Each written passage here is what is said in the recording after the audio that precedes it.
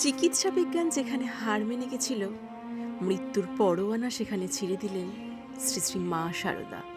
শ্রীরামকৃষ্ণের এক ভক্ত মারাত্মক ওলাউঠায় আক্রান্ত হয়েছিলেন। সেই যুগে কলেরা মানেই ছিল অবধারিত মৃত্যু। বিখ্যাত চিকিৎসক এসে জবাব দিয়ে গেলেন, বললেন আর মাত্র কয়েক ঘন্টা। রোগী তখন অচেতন, তার প্রাণবায়ু বেরিয়ে এসেছে। মায়ের কাছে খবর গেল। তিনি তখন তার ঠাকুর ঘরে পুজোর উপকরণ সাজাচ্ছেন।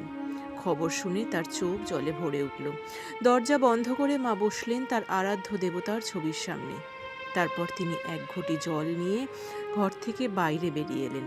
সেই ঘটি ছুঁয়ে দিলেন তার ডান পায়ের কোড়ে আঙুলের সামান্য অংশ। তারপর লোক মারফত সেই চরণামৃত পাঠিয়ে দিলেন সেই মৃতপ্রায় লোকটির বাড়িতে।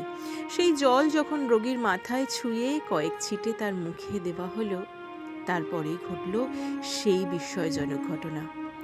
হঠাৎ রোগীর শরীরের নীল হয়ে যাওয়া চামড়া স্বাভাবিক হতে শুরু করল।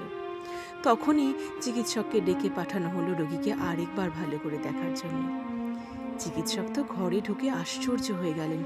যিনি কিছু আগে রোগীর ডেথ সার্টিফিকেট লেখার কথা ভাবছিলেন, সবিস্ময়ে দেখলেন সেই মরণাপন্ন রোগী ক্ষীণ গলায় খাবার চাইছে, অর্থাৎ সে আরোগ্যের পথে।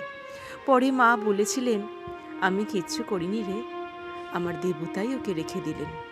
কিন্তু মানুষ বুঝেছিল মা শারদা নিয়তির লিখনকে বদলে দিয়েছিলেন। বিজ্ঞানের ধরা ছোঁয়ার বাইরে এক মহাজাগতিক শক্তি সেদিন কাজ করেছিল। জয় শ্রী শ্রী মা শারদার জয়, জয় শ্রী শ্রী ঠাকুরের জয়। কেমন লাগলো অবশ্যই লাইক ও কমেন্টের মাধ্যমে জানাতে ভুলবেন না। ভালো লাগলে চ্যানেলটি সাবস্ক্রাইব করে সঙ্গে থাকুন।